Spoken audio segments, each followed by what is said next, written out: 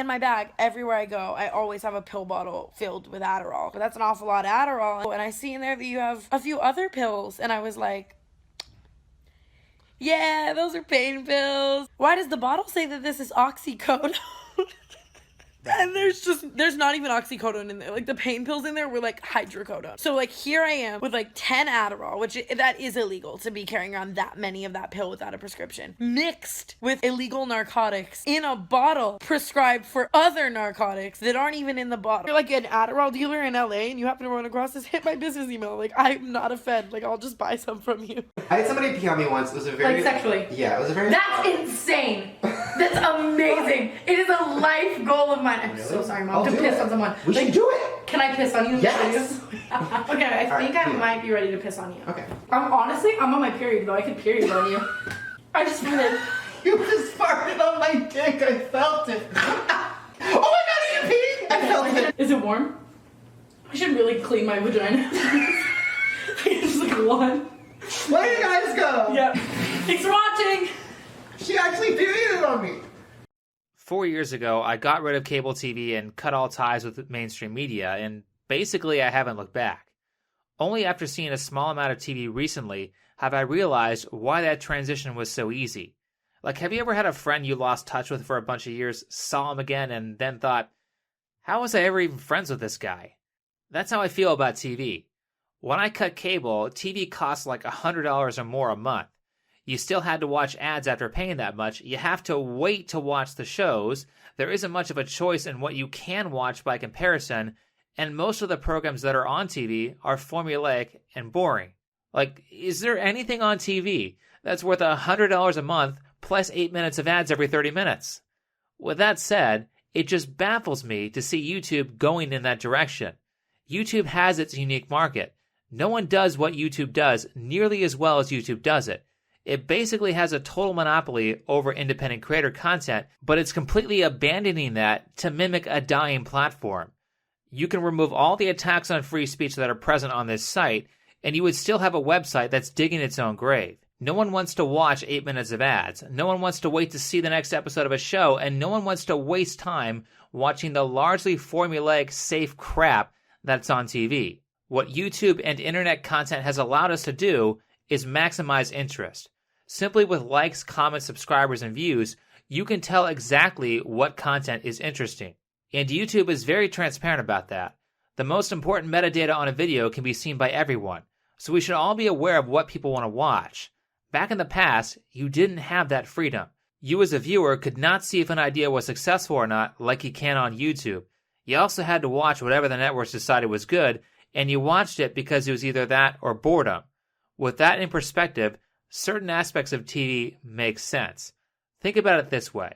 Have you ever been a part of like a Boy Scout Court of Honor, some academic achievement ceremony, or maybe like a college graduation? During events like those, what are you thinking literally the whole time you're at the ceremony? I'm sure you're thinking something like, when do I get to leave? The only part of an award ceremony, like the ones I just mentioned, that you care about is the part where you win the award. So if you aren't there to be honored or win an award, then why would you want to watch? This actually is a huge problem with the Academy Awards. The actors just leave once they've won or lost the Oscar, so they have people standing outside ready to fill their seats once the actors have left. The actors don't even want to watch the award show, and they are in the industry. So why would anybody else want to watch a TV award show? Why does YouTube have an award show? I mean, at this point, YouTube is just like a TV show that started out really good. Then after it got popular, all the original writers left, and the studio just hired the B team to write the rest of the show. When TV does that, shows tank in quality, and we can see that on YouTube. We can see that with the poor engagement on YouTube's award show, The Streamies. This year, 2019, The Streamies got 3 million views, but only 16.8 thousand people put a like or dislike on the video, and only 1.8 thousand people commented on a video that, again, has 3 million views. Compare this to a PewDiePie video, which has fewer views, but has 237,000 likes with 18.5 thousand comments. I mean, let's be serious here. Nobody cares about the content YouTube produces except for Karate Kid. Literally, the only value YouTube has is its monopoly on independent content. Outside of that, it's a failing business. And there's nothing more representative of how much of a train wreck YouTube has become than the train wreck of a person they picked to be their creator of the year in this year's Streamies. She's so bad that even she doesn't feel like she deserved the award. Yo, this feels like one of those like mean girl moments where I should like break it off and give it to everybody who actually deserves it, because I don't deserve this at all. Usually when someone says that, people are supposed to be like, "Oh, that's not true. You deserved it. You earned this one." But when you look at the comments, everyone says, "You didn't fucking deserve it. Mr. Beast should have won." After seeing this disaster, I spent quite a bit of time asking myself, how the hell did Tana Mongeau get popular in the first place? She has no talent, is annoying, and really is just an all-around awful person. But then, I started looking at the obvious. Allow me to explain to you the power of vagina. Tana Mongeau got 2 million subscribers in under 2 years by making videos like this. Wow, I should just do all my try-on hauls like this So they get clipped on Pornhub. These are 30% off though on Black Friday, so that's lit. I should literally just do porn. I'm like, so anyways, back to this story. Before anybody gives us hate, by the way, we are actual fucking friends. We are. Since when the fuck have I ever done a collab with somebody who isn't my actual fucking friends? Okay, thank you. Aww. I just feel like people don't like, you know what I mean? Yeah, like they don't. I know. They don't expect us to be This like isn't one of friends. those people don't expect it. We're friends. I hate that shit. Collab. Literally hate that shit. What do you do? Yeah, you like can't judge channels and be like, oh, her channel isn't like her, so that means they're not friends. Exactly. Like we're literally all the same person. We're the same Like, person. I told myself before I started YouTube that I was going to be different. I wasn't going to be the sellout, average, blonde bimbo on YouTube. I was going to be someone different. we're literally all the same person. We're the same Like, person. Mr. Beast, who has 27 million subscribers and was probably her nearest competitor, when he started out, by making actual content before he got big, it took him 4 years to get 2,000 subscribers.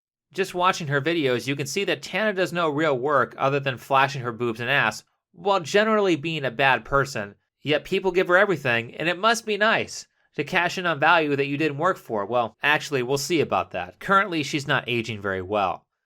But the degeneracy does not stop there. You see, on YouTube, it's wrong to make fun of someone for their appearance, so it would be an atrocity to call someone fat. But Tana, our creator of the year, has literally been filmed committing multiple crimes in a single video, and that's perfectly okay. Tana, I hope you're high and zanned out right now, please no. Why does everyone think I would drive a car on Xanax? Because you are. Why would everybody think that? I like your dogs. Yeah, she's definitely on Xanax. On a complete side note, please no one put this in anything. I'm so high that I can't feel the car moving. Sometimes it's moving. But if I crashed the car, I crashed the car while we were driving. Not to mention that her audience is full of young kids and teenagers, yet she constantly glorifies drugs, even outside of the video I just showed you. Even after doing stuff like this, she still wins Creator of the Year. Certainly, you would think that YouTube would at least want to lead by example on things like their hate speech policy. I mean, it's not like this stuff is new. Tana has been doing this for years. Tana Mongeau? Fuck. Like, literally, if iDubbbz broke both of his legs and lost all of his subscribers, I would be genuinely happy. Like, he's a terrible person. Let's go ahead and take a look at the examples of hate speech that are not allowed on YouTube. And what do we have here? Check out the first example. You can't say, I'm glad this violent event happened. Like, literally, if iDubbbz broke both of his legs and lost all of his subscribers, I would be genuinely happy. Now, you might point out that this happened over 2 years ago, and that may have been before the hate speech policy was created. But no, there is no grandfathering on YouTube. Everything is retroactive. Take a look at this tweet of Tana telling iDubbbz to go kill himself for saying retard and the N-word. Now, obviously, Twitter did nothing about that, and she still has her Twitter account despite the incessant Twitter bans that were going on during that time period. However, that probably makes this video clip look really awkward. You fucking nigger! You fucking nigger! And of course, in good form, she tries to play the plausible deniability game. Growing up in Vegas, everybody said those words, and I didn't even know that they were considered racist at all. They were in rap songs, and I totally thought it just meant like homie or like friend. Followers of Tana, I'm sure none of you are watching this channel, but I'm going to pretend that you are. Understand, this is how stupid she thinks you are. She thinks her audience is so dumb that they would fall for her pleading ignorance on the N-word. Really? So she's saying that she missed out on a good decade of education that pretty much exclusively talks about white on black racism while completely forgetting every other racist thing that's happened over the past tens of thousands of years. Did she not have to watch Roots? Did she not read Huckleberry Finn? I guess not. To her, the N-word just means homie. I mean, I recall the time in my life when I was saying what's up to my friends and I said, "You fucking homie," in a really angry voice.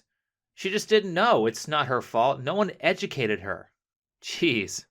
Come on, YouTube. I understand.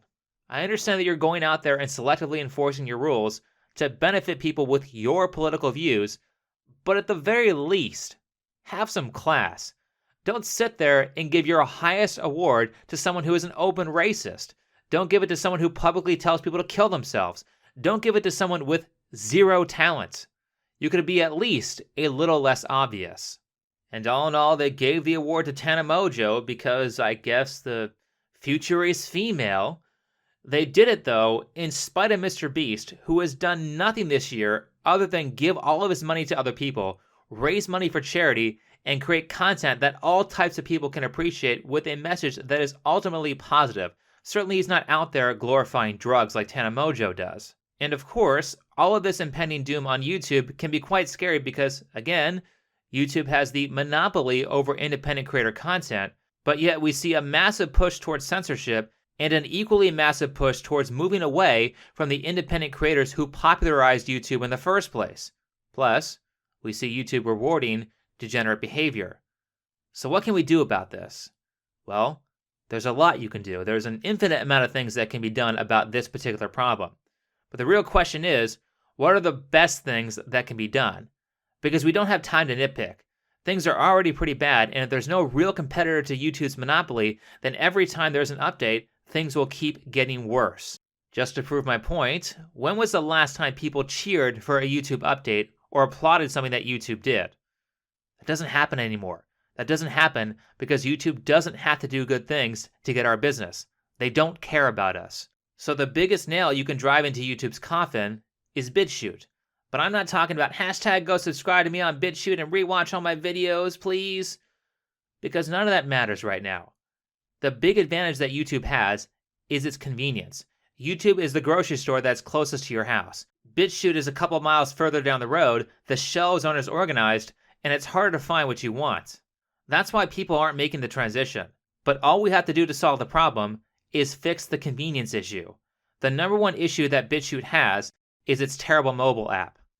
Let me show you how big of a problem that is. Take a look at this graph. 57% of my views come from mobile devices. Only a third of my views come from computers. If Bitchute gets a working phone app, then we could see a doubling in the audience on that platform. And you personally can do something about this right now.